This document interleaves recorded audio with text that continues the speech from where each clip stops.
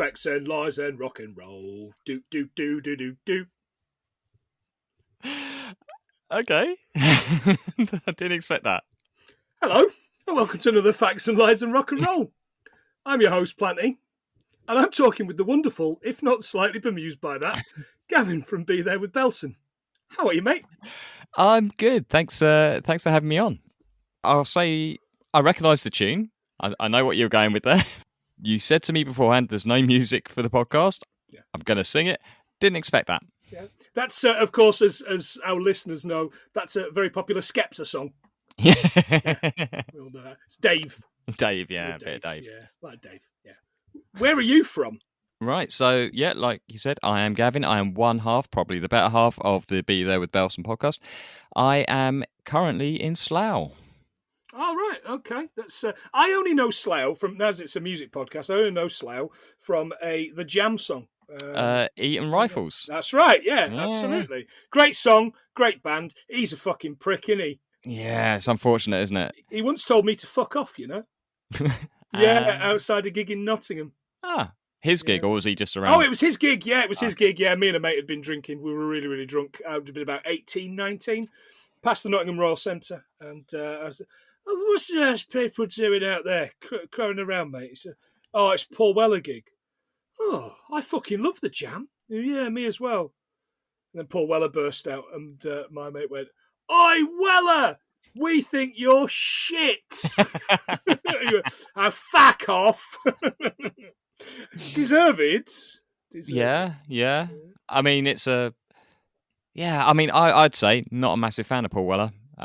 Like the Jam, his own stuff, nah, that's not really for me. Peacock suit minus the P, I would say. Pretty much, yeah. What a fucking arsehole. Yeah. So, people are going to be able to listen to your podcast, but where can they find you on the social?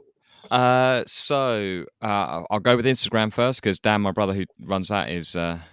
he'd be upset with me if I didn't go with him first. So Instagram is Be There With Belson. Twitter is There With Belson. You get more sensible answers there. That's me. And just Be There With Belson. Anyway, if you want to help make Dan TikTok famous, that's our current attempt. That's Be There With Belson. We don't know what we're doing on there either, but he made me run. So I liked that one. You have no idea how difficult that was. Really? I had to stand there in an effort to look cool. Yeah. And then he slowly panned around, and I had to time it so I was out of shot as he was panning, sprint to the like 3/4 of the way down a bridge, and then stand there and try and look cool again. I am too old for that. I'm not in any sort of shape for that, and those jeans were too tight for that. No, but it worked for me, because our TikTok is really just John saying Scottish words for Americans, and me going, I'm here at the set of a such and such a film where this film was filmed, and people go, no, we're not interested. We're like, all right, okay, well, I think yous then. Yeah, I think if you're not like an attractive young woman, TikTok's probably not for you, is it? I might be. How do you know I'm not? It's well, almost like you can see me. Yeah. I mean, that's a hell of a disguise you got on. You better believe it, mate. Yeah. Fantastic. Right. Well, look, we'll. I'm sure the listeners will hit you up on those kind of things. I'm pretty sure our listeners know who you are, because this is on the normal feed, and you get a mention at least once a month, as well as having had an episode dedicated to you on The Princess Bride, and having the other one, as we'll call him, on that on an episode talking about the zombie one thing. Yeah, what the hell was that? The Zack Snyder zombie. Yeah, that thing. I mean, to be fair, you did well to get him on with a film he'd seen. So yeah. Well, yeah, absolutely. Well, I don't think any of us had seen it until we decided we were going to do it, and then he watched it, and I've never been more grateful. Never been more, except for now. Because you, of course, are bringing a song that you love. Do you want to tell us what you're bringing? So I'm bringing to you The Modern Leper by Frightened Rabbit. Okay. Now, full disclosure, I didn't know this song. I knew one of their songs because they've got a song that I know. But it wasn't this one. So, why have you picked this one?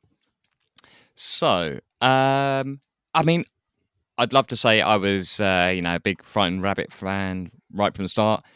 That's not the case. Came to them quite a bit later, and it was through another artist that I love. So, massive Frank Turner fan. You never He's mention it. yeah. I mean, I'm not taking my shirt off so you can see the tattoos, but he's very good in promoting his friends and promoting the music that he loves. And one of the things that he promoted quite hard was Frightened Rabbit, in particular Scott Hutchinson, who's the songwriter and singer. And as I tend to do with these things, I'll give them a go. And I'll fully admit we have quite different musical tastes, me and Frank Turner. There's a lot of stuff that he suggests I listen to, and I think that's not for me. But something about Frightened Rabbit just stuck, and I thought it's just entirely the sort of thing I love. I tried to get Dan to listen to it. It was I think it might have been the very first suggestion, the listen, which I think is where the phrase "sad music" came from, which has been a recurring theme with everything I've offered to him. But I just thought there's a lot to enjoy in it. It's fairly simple. The song itself is fairly simple. I love lyrics. I'm very much into lyrics in songs. I think lyrically this is very good. And it just affected me in a way. So, which is what music's supposed to do. It's what all the best music does. So I thought, and I also thought it's not a song that, is overly famous. So it might be a little bit more interesting for people. And in a way, I'd quite like the idea of sharing music with people and saying, you like that? Have you heard this? So this is a way to do it on, I'm going to be very kind to you and say, a larger scale. Steady, sir. But thank you. Yeah. And now, for people that don't listen to your podcast, which I'm a regular listener, I've been listening now for 14 odd months now, longer. And I absolutely love the nonsense because I consider us friends. So I think I've always had this conversation for a little while now that I consider myself an honorary Belson. Get out, Josh. I'm first. But one thing that you do is at the end of your podcast, you always do a recommendation of a song each. Mm-hmm. I mean, that's fantastic. And then you'll also take recommendations from people. I've done okay out of it. I think I'm 1 for 2 at the minute. So I've done kind of okay. And I think that anybody that likes what you're touting here should go away and listen to your podcast and hear that. Even if they just skip to the end, a nice spaced reference, then they can do so. Yeah. I mean, they can also find our playlist of all the recommendations. So again, same sort of way. If anyone likes what we're talking about here and doesn't want to listen to us, I would be very upset. But if you just want to hear the songs, or if you want to have one of the most schizophrenic playlists of all time, just try and play that through, because we have wildly different tastes. But there's something for everybody in them. And yeah, if you just look for, I think it's under Be There With Belson recommends. We had to start a second one because after episode 100, because we realised if you listen to the first playlist, it takes over a day. Right, okay. Like, it's that thing of sharing music. I've managed to get down into a few bands, and that's great because it gives me somebody to drag along to gigs with. And it's that showing something. It's probably the same thing, because I know like you're into films, so when you find somebody who doesn't know a film, you suggest a film to them and you see their enjoyment. Mm-hmm. You get something back from that. Plus now the thing that you love is being shared, and that person will go on and say, to somebody else, you should check this out. And it's that thing, and it's getting things out there, getting good things out there, I think is important. And sharing, in this case, good music makes me happy. And then when people say they hate it, what have I lost, really? Yeah, well, absolutely. Just a friend. That's fine. Just respect. because music's more important than humans. That's fine. Yep. I'm only kind of half joking, of course. If you listen to Ed Sheeran, fuck off. Simple as that. There you go. That's it. Because he's a ginger, concave-faced bastard. This is the theme of the podcast that I at least have to call him that. He looks like Chucky. Not the doll, the evil doll, but Chucky from Rugrats, I think. Oh, yeah. Could Yeah, no definitely one see ever that. picks up on that. Yeah. Yeah. No. I mean, he's a strange one, isn't he? Who's? I think it's music for people who don't like music. Yeah. I think it's music for men to have to dance to at their weddings. Oh yeah, that's a good point. Yeah. I think like whatever. The trouble is, I can't really talk about his songs because I know that I've heard some, but I wouldn't be able to tell you any of their names. Yeah, Castle on the Moor, I think, is one of them, and the woman from the Fermar Irish thing, yeah, Irish bitch. I don't know. Yeah, sorry if you're an Irish bitch. I don't know. I almost said I work with some of them. I'll cut that out. Although we won't. No, we're desperate for content. We're not cutting anything out. We've got fuck all facts. So, the modern leper moving very swiftly along. No one's listening. Fine. Yeah. What's this about? Because I think the lyrics start with something about a cripple walking amongst us. Yeah. So, basically, here's where I instantly proved Dan right. So yeah, it does start. A cripple walks amongst you, all you tired human beings. It's basically a song. So Scott Hutchinson suffered greatly with depression, and the song is essentially, my reading of the song is of him talking essentially about depression and not feeling good enough for somebody, sabotaging that, and not understanding why someone would love you. It's that sort of thing. Again, like we said, not the not the most cheery of subjects, but it's done in a way. It's got that. I was tempted to say it's done really in a very British way, but I'd go further than that. I'd say it's very well done in a Scottish way. Yeah, absolutely.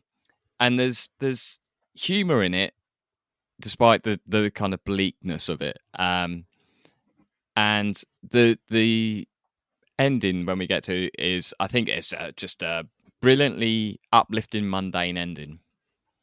Yeah, I agree with you.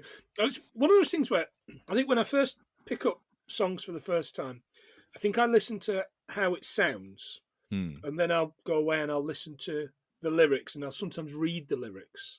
Yeah. And I think I listened to it and I thought, this is okay. This to take the old Mary Whitehouse experience thing. Oh, what's this? It's got a good beat.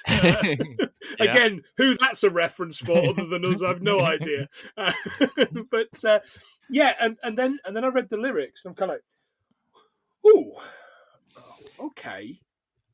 I think, yeah, there's something I like about that in music as well, where you get, almost a disguised meaning. You get a very kind of, like you say, kind of upbeat, sometimes up tempo, kind of almost a kind of, this is a little bit jaunty, and then you either listen to the lyrics or you read the lyrics and you're like, oh wow, okay, no, didn't get that the first time.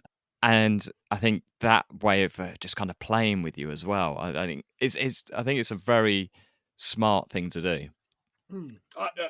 I completely agree. It's from the 2008 album, The Midnight Organ Fight. And I was kind of like, oh, that sounds like something that like warring churches would do. And then I read a little bit further. It's not about that at all, is it? I don't believe it is. No. Do you want to tell people what it is? I think it is meant to be about shagging. It does sound like it, doesn't it? Yeah. I don't think I've ever considered having sex an organ fight, but I don't think I have that kind of sex. I think that's a problem. Like, as a man of 42, I think I've always been at least 42, and I've never had that kind of sex. Maybe that's what I'm doing wrong. Listeners, tell me, please. Yeah, no, that album. Again, so I think I heard this song first and then went back to the album. Mhm. And I would say, I mean, I think it's a really good album. It's a very strong album. Um, but again, it's I guess my tastes are coming into that a little bit because it is the sort of thing I enjoy. And I think I would say there's 5, 6, 7 songs, very strong songs on there. And songs you like people may have heard be used in things and just Yeah. never know.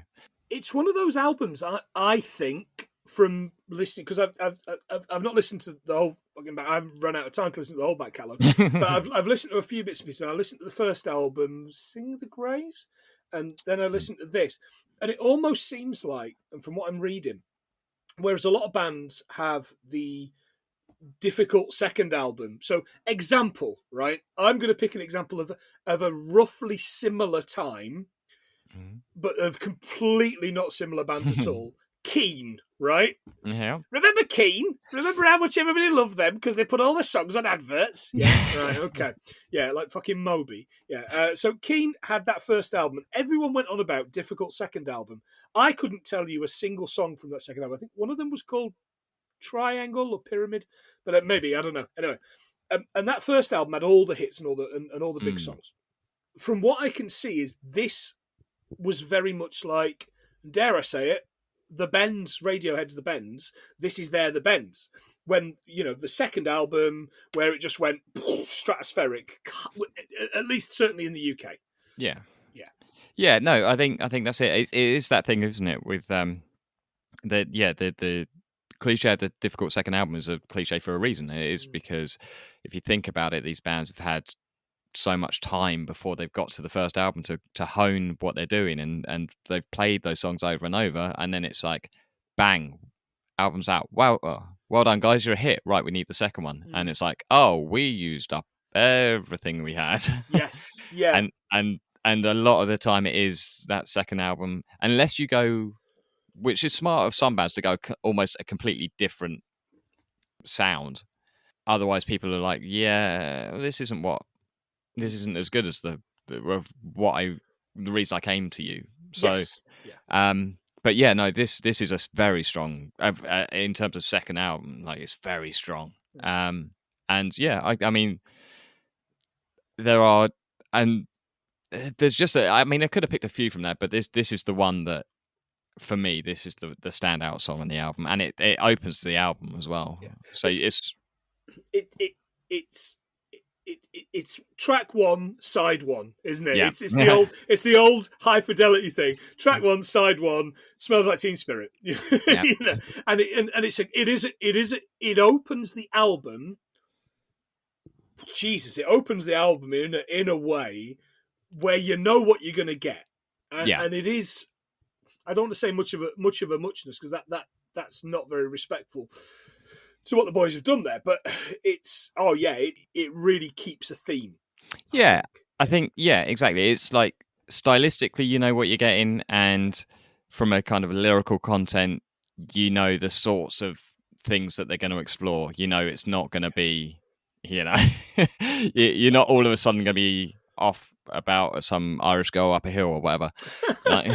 I was just about to say, it doesn't become Busy's Candy Pop, but I don't think that's a reference for anybody. Is that a song you know? That's not a song that I know. Okay. I don't no, I do. Sugar Sure, Candy Pop, push it down and pull it up. Yeah, fantastic Glaswegian band, who I think might still be going.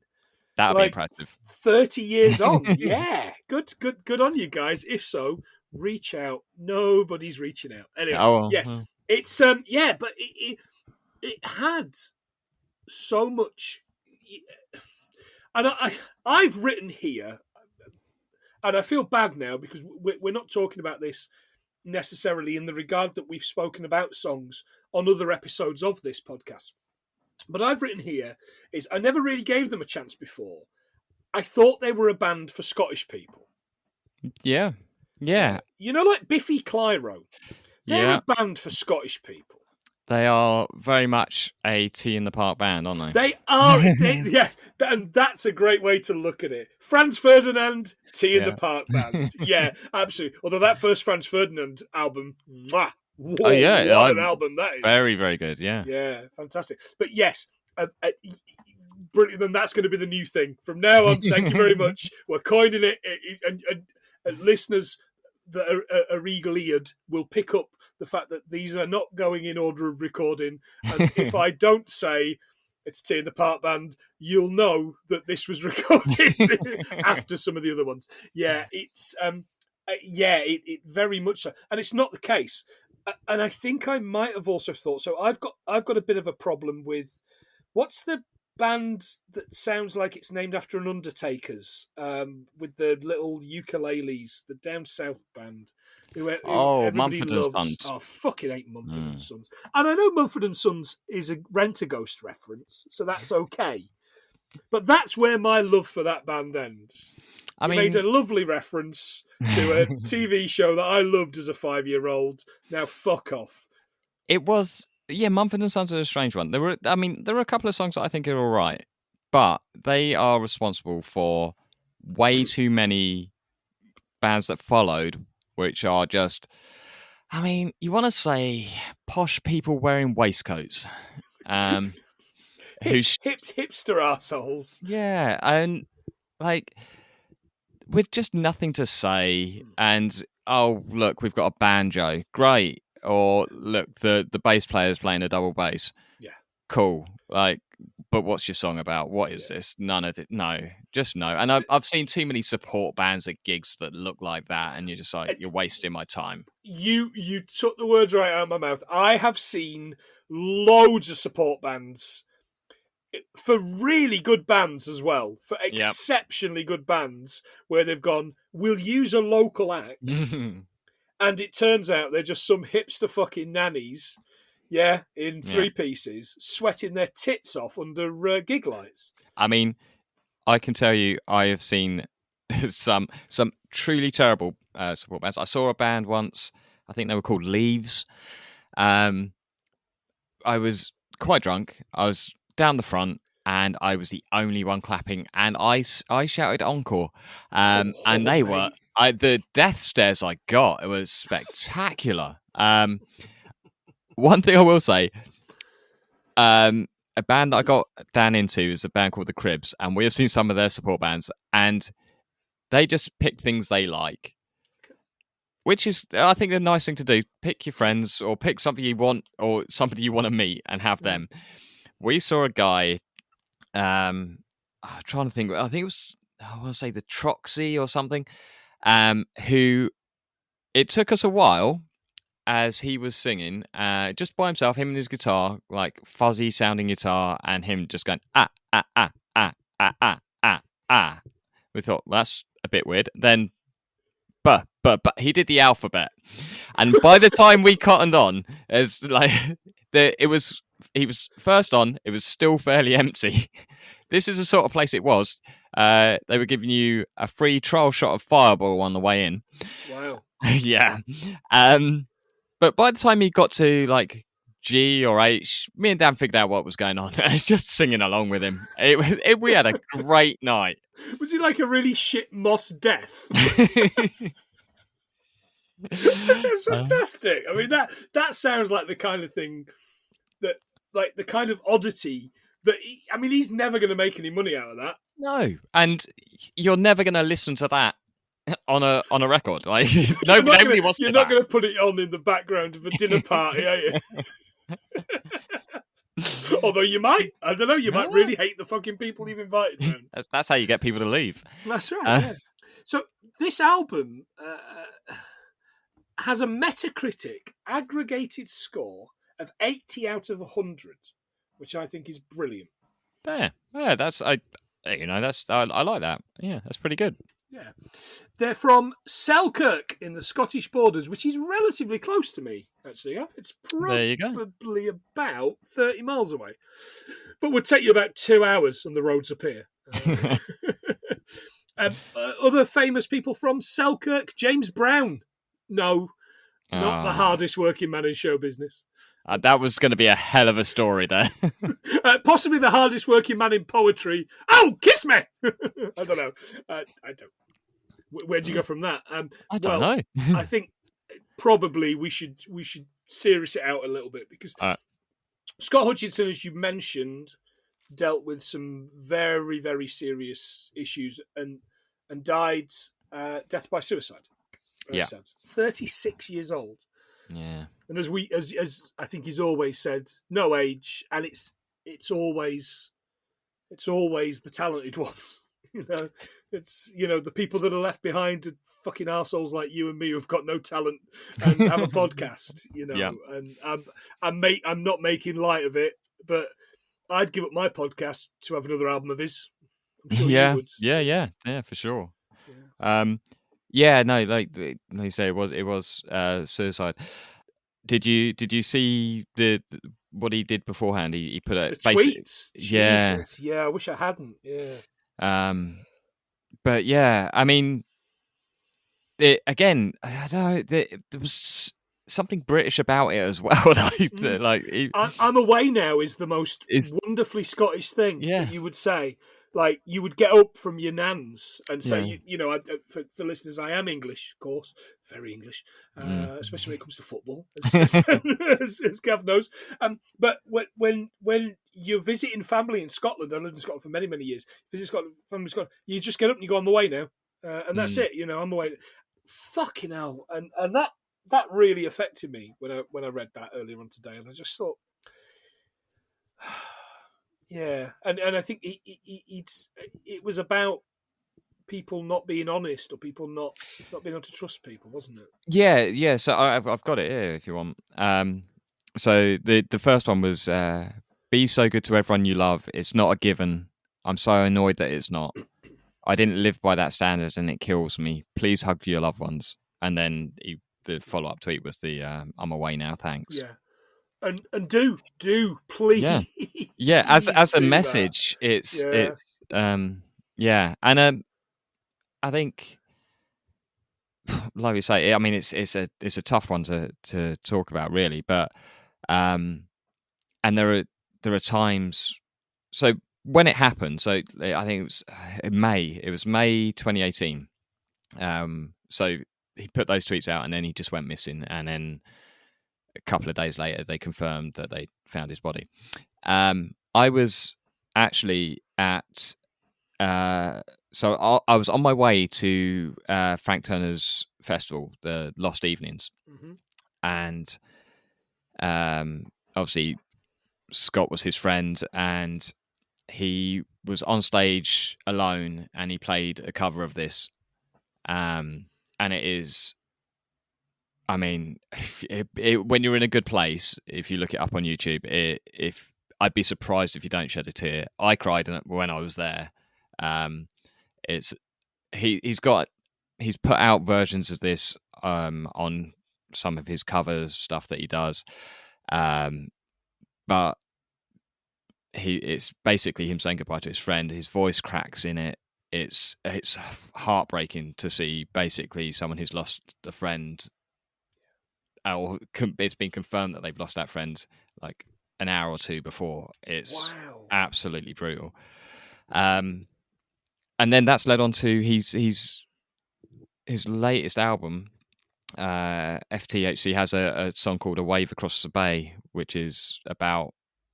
So he says in it he wasn't sleeping and he wasn't drunk, but essentially he felt like, and he even says he'd hate this because the both of us are atheists, but it's about him coming to him, and that's it's a very different song, but it's a song about just saying that he's not mad at him, but he just wishes that he told him he was going before he went, so he could say the things he wanted to say to him, really. And saying that that he knew how he struggled, and now that he's free, and it's a sentiment that I think it's very hard. So, I mean, talking about suicide, and it's a very hard thing for the people that are left behind. But I think for some people, it is it is the only answer, and we shouldn't be critical of those people. And the thing where people talk about it being a cowardly thing, and it's not a cowardly act. No.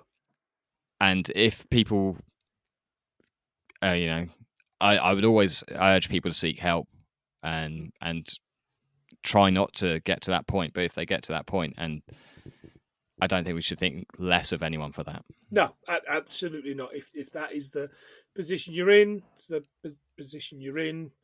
Should there be anything good that comes out of this, and that I honestly do think that this is possibly the most touching episode that I've done so far. Hutchinson's family, the Hutchinson family, set up after Scott died a charity called Tiny Changes. They work with young people and even children that might be having these kind of feelings and how they are. And it's ultimately about allowing children and young people to make their way up. And so much so that their board of trustees and such is made up of people under the age of 40, under the age of 30, under the age of 20. It's astonishing, really. Yeah, the work that he's done, and I was reading all about this yesterday, and I thought this is great, this is fantastic, and it's a shame it should happen. But if anybody, I mean, young people don't listen to this, but if you are listening to this and you are having those feelings, contact tinychanges.com. Contact us. We may not understand, but we will listen. Yeah. Gavin is a very good listener. He listens to all my nonsense, even when I'm being horrible about football. Yeah. I mean, I would say, no, by all means, like, DMs are always open, and sometimes it is just saying it to, and sometimes you do need somebody that's outside of who you know, and to repay your compliment, you've been very good, and you've offered, because I think on our podcast, I've been very honest about how I felt at times, and you've been very sweet and reached out to me at those points to see if I'm okay. And sometimes that's all it needs. But there are people out there who will care, and use me for whatever. I mean, I'm always here. But I think in the same way that being honest about how I've felt, and sometimes do feel, on our podcast, I think it's probably a bit of that is why I relate to the song so much. I'm not as deep into these things as he obviously was, but the like I talked about with the not understanding why someone would love you the way they do, and I've had those feelings, and just like we talked about, the very first thing, a cripple walks amongst you, all you tired human beings. It's that depression is a thing that you can't see, and I know that there have been times when I have been terrible, and I've talked about it on the podcast to Dan, but I've also been, like, we record on a Monday, I've been to work on Monday and I have painted on the smile and I've put on the show and nobody's known. And I think that for me, that's what that very first line is about. It's an invisible illness, like so many others are, but you break your leg, people know you've broken your leg. It's that sort of thing. You can't plaster depression, can you? Let's be fair. No, absolutely. And is there a particular bit about, you mentioned the start of the lyrics? Is there a particular bit that jumps out to you? I mean, there's a couple of bits that jump out. One is, like, we talked about the Scottishness of it. So there's a bit where he's basically, it's again it's fairly near the start, but it's like, he's got all the things a cripple has not: to working arms and legs, all vital parts fall from his system and dissolve in Scottish rain. Vitally, he doesn't miss them. He's too fucked up to care. Yeah. And it's that thing. It's like, I love a kind of casual. I mean, a kind of casual swearing in the song like that, because it's how I would speak. It's like it's not a, you know, I've had, you know, issues with songs Dan suggested for our podcast because Dan loves hip hop, and sometimes the language of hip hop it takes me out a little bit It can because be I'm very aware brutal, can't it, it? it can, and some of the words, obviously, you know, I'm a white man. Like some of the words, I'm not exactly going to be singing along, am I? No. And you know, if there are some where those sorts of things are said over and over, and it takes me out. Whereas this, it's just a subtle. It's not emphasized or anything. It's just part of the line. And I think that's, you know. I agree. And as a man that's lived in various parts of Scotland, there's no rain that will dissolve you quite like Scottish rain. Yeah, yeah.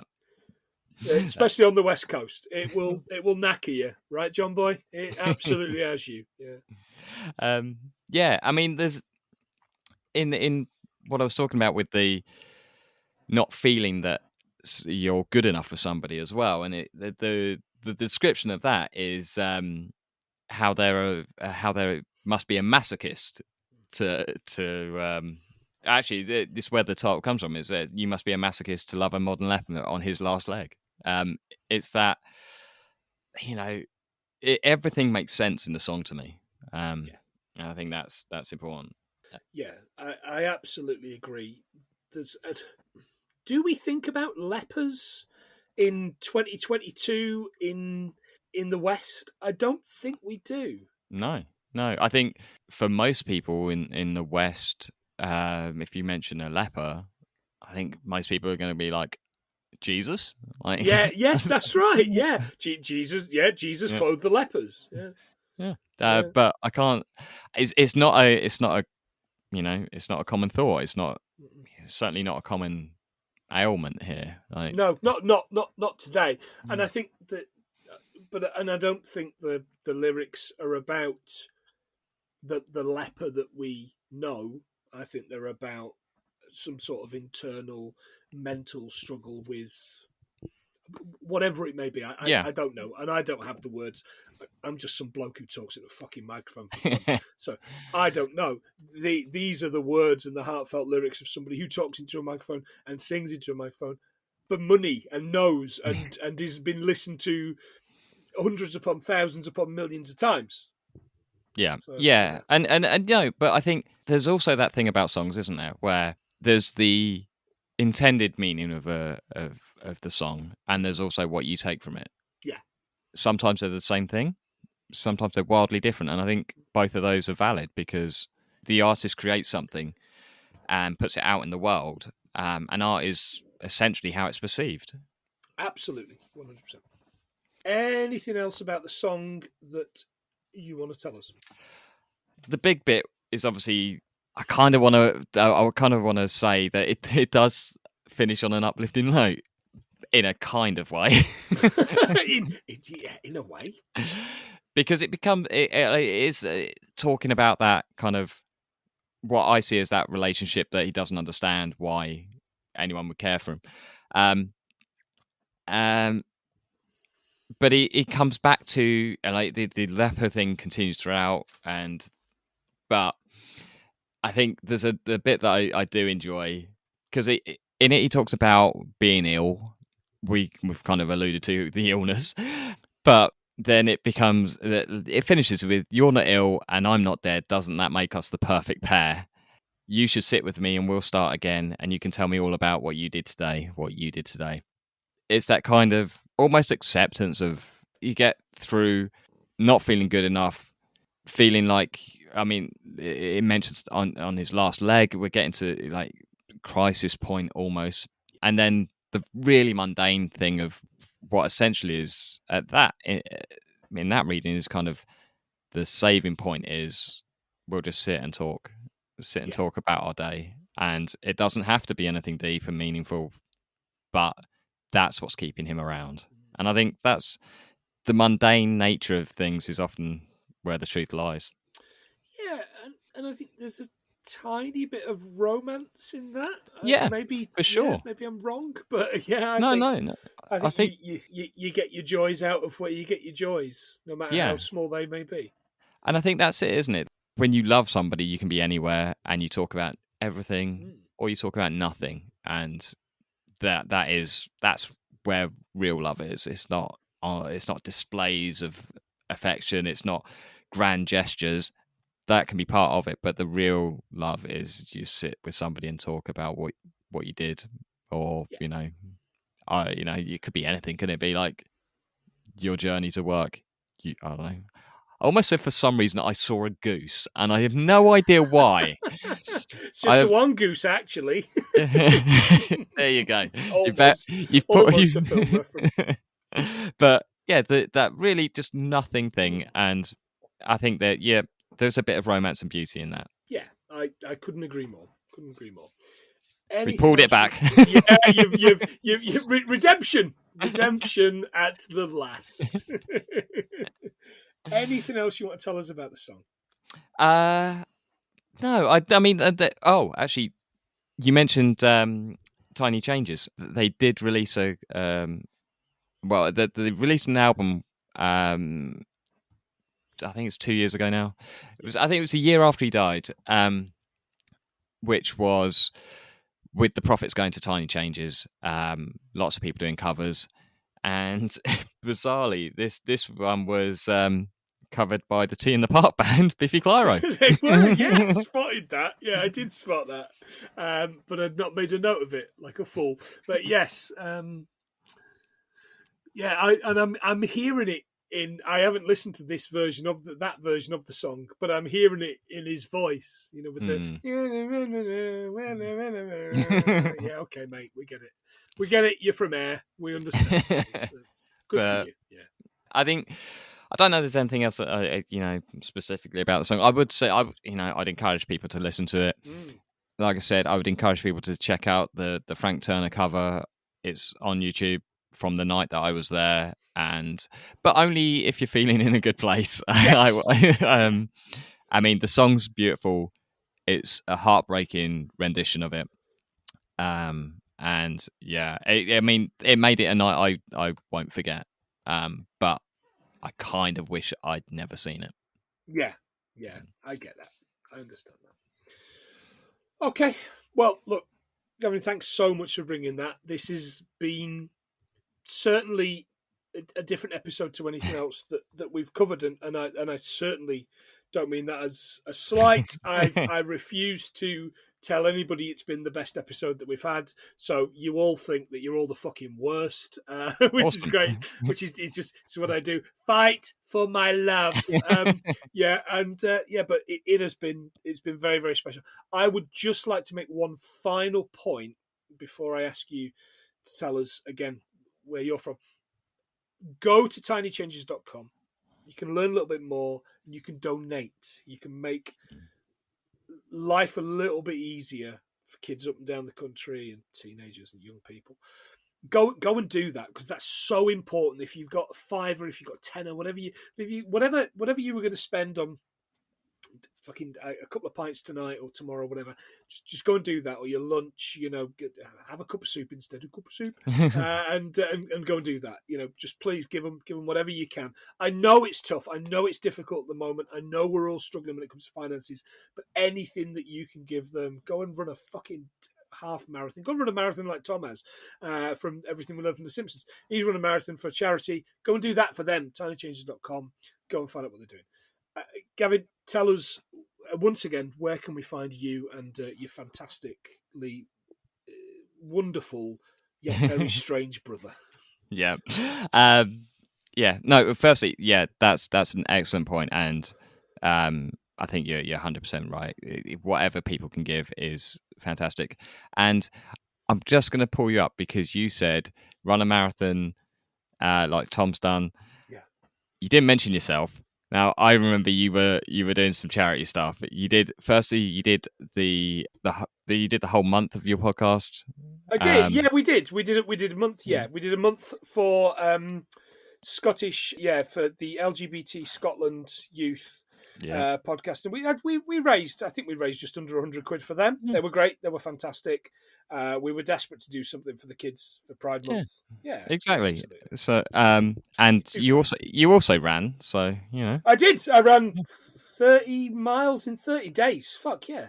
I think I earned 400 odd quid. I'd forgot about that, actually. That's great. And I've got to say, and this is not about your brother, but he messaged me today to say that he signed up for the ration challenge that I did a couple of years ago during lockdown. Does he message you to say this? Yeah. He hasn't told me anything. He never does. No. I was the one that put it on his radar. So the ration challenge is for one of the, I can't remember because it was a couple of years ago now. One of the charities that helps out refugees, and he's basically going to eat fuck all for a week, which I think he does anyway. There's nothing on him. Oh, you know what I mean? Yeah. He'll be all right. He'll be fine. Yeah, but yeah, no, that I just thought, you know, you I knew you were never going to say it about yourself, No, so I thought I'd throw that in. But yeah, like you said, anything that people can do to help would be great. And in terms of us, yeah, you can find us on pretty much any podcast player. Be There With Belson. New episodes Monday. Basically, very little gets edited out, so watch out for that. Hey, you're on Planty Pods, aren't you? I think. You're popular on Planty Pods. I think you get 5 stars every week on that particular made-up platform with made-up reviews. And yeah, basically, I'll tell you now. It's me and Dan, and we're talking about everything and anything, and you get. Even if you don't like that, you get the music reviews at the end. So there's that. And yeah, all the social media. There With Belson on Twitter. Be There With Belson on everything else. And we always welcome new listeners. And we love people to get involved. Come say hi, listen, insult us. You know, we'll take anything. Yeah. Well, there's a question of the week. Get involved in doing that. I've done the question of the week for about 3 weeks now. Outrageous. And I feel a little bit bad, but I'm just running out of witty things to say. I've only got like 5 topics that I've got anything witty to say about. So I'm leaving it to people that are funny. We're still searching for that. So if you're funny out there, get in touch. Yeah, the podcast is desperate for it. But yeah, no, I mean, for this, like, genuinely, thanks so much for having me on. It's been a blast. No, it has. It's been. I'm not going to say it has been fun. Of course, it's always fun talking to you, but I think it's been important to get certainly the charity out there, and what I'm learning from this podcast is that I'm learning about songs. And that's all I really wanted. You know, all I really wanted was for someone to tell me to listen to a song I'd never heard, and me to go, "That's fucking brilliant! I love it. I'll listen to some more." Yeah, I mean that's great. And yeah, I've enjoyed it. And like I say, I enjoy sharing music, and you've given me the opportunity to do that, so that's great. I'm grateful for it. And I, you know, like I said before, I'm always happy to talk music with you, and yeah, anytime you want to do it again, just give me a shout. I'm more than happy to. Yes, you will be on again shortly. I don't know what time sounds like in episodes, but yeah, we'll certainly have him on again shortly. But yeah, thanks very much, Gavin. Hopefully people will give your podcast a listen. But for now, that's us. I'll be back for another episode of Facts and Lies and Rock and Roll. Facts and Lies and Rock and Roll is very good indeed.